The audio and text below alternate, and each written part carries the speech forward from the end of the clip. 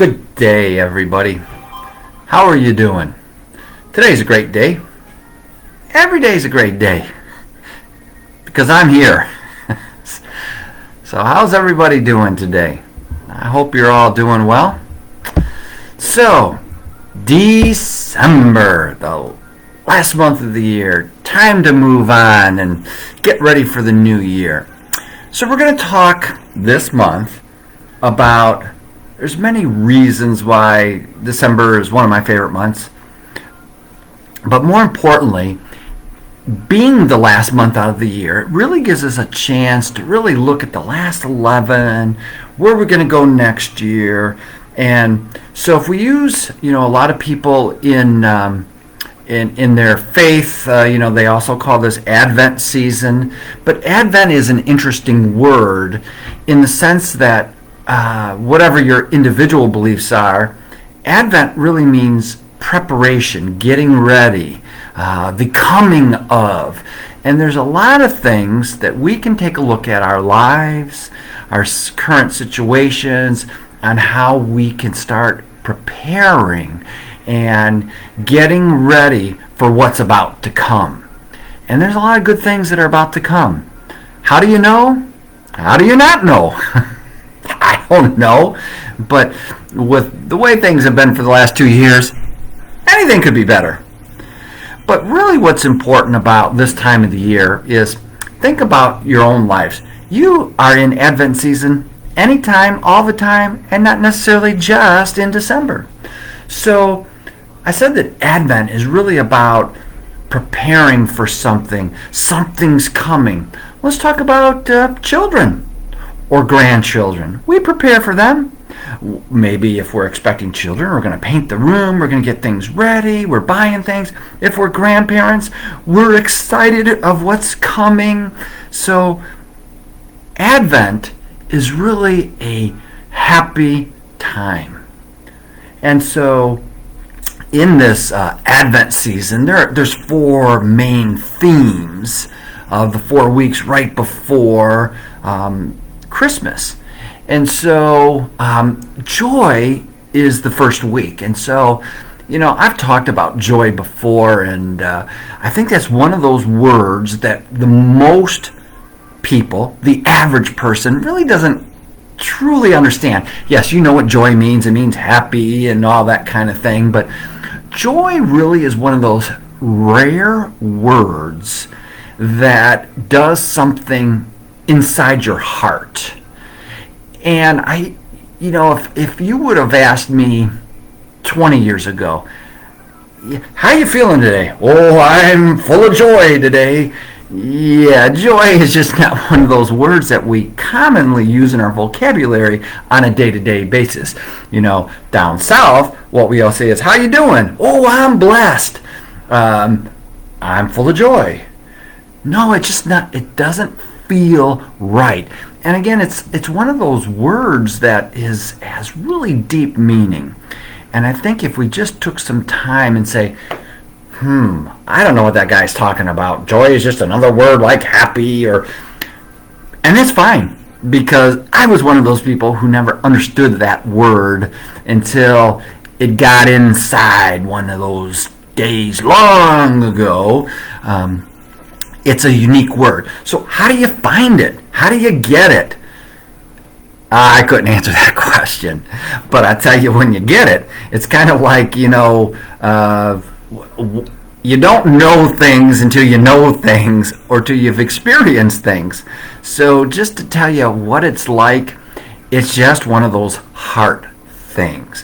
Why is it that sometimes you could be sitting in a movie, in a thing, and there's something that makes you get teary-eyed because it's touching this thing down here. Yeah, I have one of those, and it is kind of there because I can feel it. But it's just one of those things that gets deep inside. So joy is just one of those things that you can feel deep inside. And so this time of the year, what brings me joy is seeing other people who get it. And it's kind of like the secret society where when you say, hey, how you doing? They say, I'm full of joy. Oh, I get it. I truly get it. And I wish more people would get it. But sometimes the enemy of joy is the vacuum of people and emotions and feelings that want to suck it out of us and build walls to prevent us from getting it. It's kind of like the sun. You know, the more sunscreen you wear, the more clothing you wear, you don't get the sun. And that's what happens with joy, is that we build ourselves walls and protection to really repel joy. And in order to receive joy, we have to stop repelling joy. And sometimes to do that means to expose ourselves to vulnerabilities. And most people don't want to do that. But think back. The first time you held your child as a baby. Think of the first time you held your grandchild. Think of that mental feeling that you had. Think back. Feel your hands. Feel your face, because maybe you touched that baby. Feel your heart. Do you remember that feeling? That was pure love, pure joy. How many other times have you felt that over the last year, 5 years, 10 years, 20 years, 30 years? Maybe you haven't felt it. Maybe this is the season when, as we reflect on the coming of the year end, or coming whatever you believe, that coming should begin to stir emotion inside of you that will release that joy. So you need to prepare for that coming joy. Because I guarantee you, if you seek, you will find. But you know that phrase about, I don't know, staring at boiling water, or it doesn't go, I don't know what it is. If you keep thinking about it, you're going to miss it. Just open your heart, be prepared, so when joy comes and you think you know what it's going to be like, just think of those babies. You thought you knew what it was going to be like until they came, and it exceeded all your expectations. That's what this season of reflection, preparation, anticipation should be about, is the coming of joy. So think about it. Open your hearts. Be ready to receive joy. And if you get joy, share the joy. Share the passion. Share that love of joy. Use that word. Come on. Every week I try to share some different words with you that we normally don't use. Let's use joy a little bit more. And people say, joy? Whoa, what's joy? Well, let me tell you about what joy is.